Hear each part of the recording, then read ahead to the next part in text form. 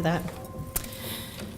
So we have a few minutes, and I know when I spoke with all of the speakers ahead of time, really wanting to have at least a few minutes for one or two questions from the audience.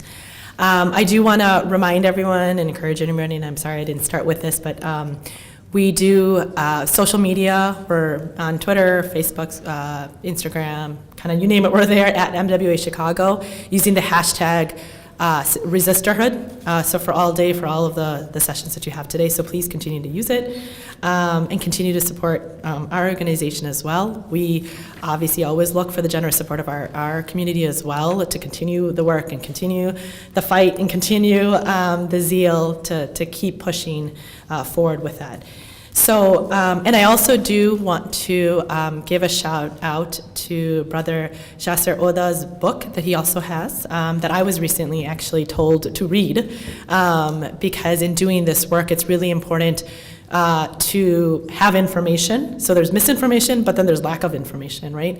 And so to have as much and to read as much as possible to help inform you, because again, we're just human beings, we're agents, you know, the change actually comes from God, but we have to make sure to continuously to inform ourselves. So his book's title is called Reclaiming the Mosque, The Role of Women. It's available at at the Mass booth in the Bazaar, but it's also available on Amazon. So please definitely check that out as well. So with that, is there anybody who wants to start off with a question? We'll take two questions before we break. Yes. Okay, so I'm not sure where I'm going to go here. Okay, I can repeat it too, so I can repeat your question for me. So my question is, so I work in a job where my role is to do outreach to the community, and I'm having trouble connecting with a lot of the mosques because many of them don't have women that are serving in leadership roles, and most of the leaders are men. And it's really creating an issue for me in trying to, you know, promote events for the organization that I work for, and it's actually a really big part of my job. And I'm always having to defer to my director or other males in my organization in order to kind of make that connection or even plan the event as a whole, because these men literally will not respond to me or you know, give me the time or space to even speak to them, even if I actually go personally and try to set up a meeting. So what are your thoughts on how I can overcome that? Because I mean, this is basically my job and I'm having such a hard time doing it, and I feel like I don't know if it will create a problem in the future for my job. My boss seems, you know, to understand the complication, but this isn't going to be something that is sustainable in the long run if I'm not able, you know, to do my job. Was people in the back able to hear that? Because she actually articulated very well and loudly, but were you guys able to hear? No, okay. So I won't do it the proper justice because it was a very important question. But the idea is in her job, being able to even meet with people that she needs to meet with, so men at masjids or other institutions it might be, how does she even get them to hear her or let her come in and have a meeting, because she's not even able to have the meeting in order to have the important conversation. So, sadly, I have too much experience with that. But, you know, at some point, you know, you do have to push a bit. I would say start now to do your follow-up in writing, right? Let them know that you are copying someone that they might be under or impressed with. And, you know, I'm sorry.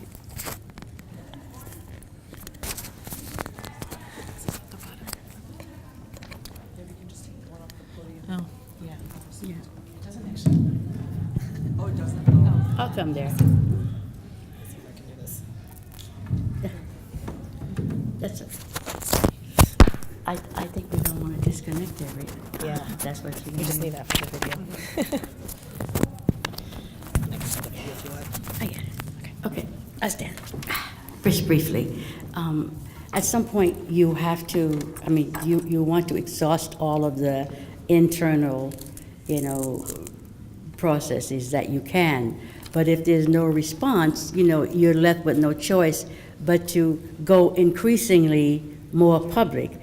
I sympathize with you in the embarrassment that you must face as a woman working in an organization, and to have them actually have your back for the dysfunction in your own community.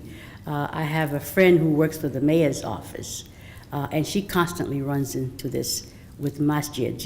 They'll let the mayor go in one door and ask her to go, and I tell her, no, don't do that, just walk in with the mayor, right? So it's a struggle, but you need some allies with you to break down these walls. If they see some benefit for themselves also, they might be more willing to be open, at least, return a call. So you're going to have to be persistent. Yeah. If I may add, if I may add to this, I would add that there is nothing wrong in referring back to the authorities for causes of justice. The authorities in your country here will refer to the law, and if the law is compatible with what Islam is saying, it is your duty to refer back to the law for that. We discussed that at length from a Sharia perspective last month in the European Council for Fatwa and Research, of which I'm a member. We discussed family law in European courts and American courts, and how legitimate the rules or the verdicts and the decisions of these courts are. And we agreed, and you find that on the European Council for Fatwa's website, that European courts are fully legitimate from a Sharia perspective to deal with family issues, as long as the decision is not contrary to the Sharia. If it's a decision about a marriage that is not valid in the Sharia, then it's not a valid decision.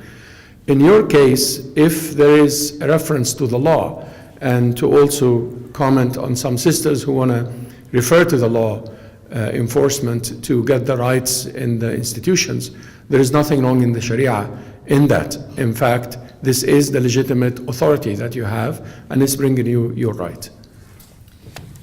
The only other thing I would just add from personal experience from our organization too, with having to deal with people not taking meetings, is to get creative. If you have male problem solvers, if you have male allies who have meetings, join their meetings and then be part of the last end of that meeting and bring up the stuff that you need to do. I've done that before, where elderly generations using people who are respected in the community, they're having a meeting with that group of people that you need to talk to, and just come in the last 5 minutes of the meeting. So it feels funny to have to do stuff like that, but part of it is with change, it's either do you want to be heard or do you want the change to happen? So if you want the change to happen, then sometimes you have to go through these different kind of creative lens to get what needs to get done. Yes? I just had a quick comment for everybody in the audience, is that as important it is to attend the mosque, and as great an injustice it is that sometimes you can't, you must distinguish between and being Muslim and attending the mosque. Your pursuit of knowledge, and information, and your rights isn't necessarily confined to the mosque. The battle is not for everybody. Not everybody wants to go and struggle, but you should never give up on being Muslim, and you should never give up on learning about your religion and learning about your rights. Someday you might have the strength. Someday you might want to take up arms related to the mosque. But if that's not something you want to do for the time being, you hold on to your Islam, you hold on to being Muslim, and you seek knowledge in other avenues and other places. And that's the message I wanted to give you. Islam comes first. The mosque is a means, and it's there to serve. And if it's not doing that for you, you don't have the strength to hold up those rights or to fight for them. Hold on to your religion. Don't let go of your religion ever, no matter who turns you back to the mosque. And for those of you who may not have heard that, that was a very powerful reminder about holding on to your Islam, and whether it's the mosques or even other institutions that are tools on bringing you closer to God. It's our requirement, it's our duty, it's within us that we need to always maintain that relationship with God. So thank you for that reminder. Maybe last question? Yeah. Do you want to actually just come up here? It'll be easier. I feel like I'm not doing justice to recapping some of your guys' comments. Yeah, no. Yeah, you can come up here, you can stay down there. Okay. Assalamu alaikum. It's more like a comment than a question. In our mosque, few years, like 3 years ago, we put a strategic plan how we want women to be involved. And we had 2 people, our allies, the imam and the president of the board. And we started the process slowly of bringing women in the becoming there sometimes in some of the meetings, the committees, there were only 1 woman. And slowly we started, introducing women who are professionals. Will tell, oh, she's a doctor, he's a, I know it's a creative way, but in just to introduce women as professionals. And slowly some men started to see how, especially leaders in the community, how women are bringing more benefit in the elections where we were very active. And this year, alhamdulillah, we were successful having the president of the board to be the first woman. We have 50% of women on the board. We are active in interfaith. Our mosque feels welcoming to youth, to everyone, but it took 3 years of dedication, working, and I think actually 3 years is not long at all, as long as we had 1 or 2 people who were our allies, and we had that strategic plan, and we worked toward it. So, Thank you.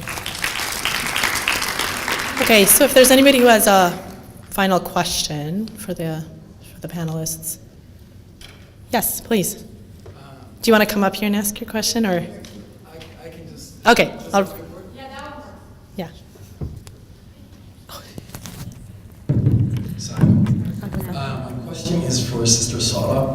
There's actually been research showing the economic productivity of women volunteers in the United States in the 1990s was about 30% of the nation's GDP.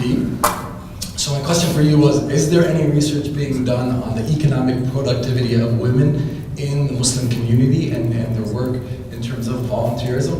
Because I think that's a very powerful statistic for women to understand their value and their impact and kind of use that to rally and kind of have some demands met. So I was just wondering if there were any research done on that already. So through our organization, through ISP, You might want to come up. Oh, wait, they can hear you. So the quick answer is no. At least not through ISPU. It's not research we've tackled specifically looking at the women economic contribution. And I think, as you mentioned, that's a fantastic one. I mean, I think there's a lot of work done on the value of the unpaid work that women do, not just Muslim women, but all Muslim women. I would say the closest thing organizationally that we have is our Muslims for American Progress project. We quantify the contributions that Muslims are making as a whole. So we've got some great statistics on economics, medicine, education, and other topics that Muslims are making to the country as a whole. And you can get some fantastic examples of women doing powerful work.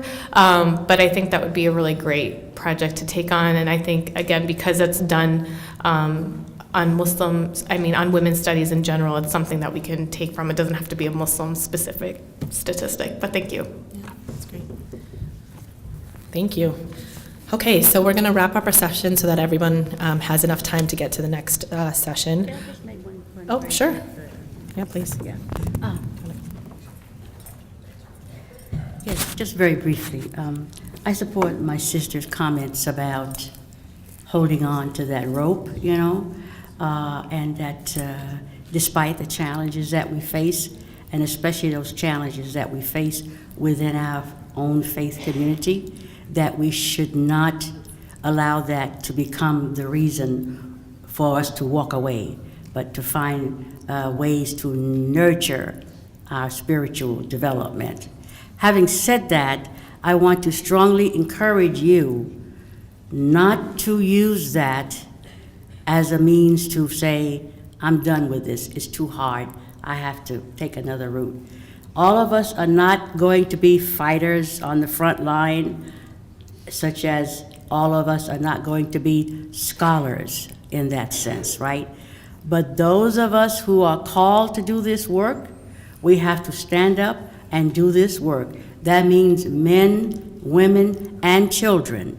So I just want to leave that message with you. It's a long road ahead. We've come a long way, baby, but we have a long way to go. So just hang in there, inshallah.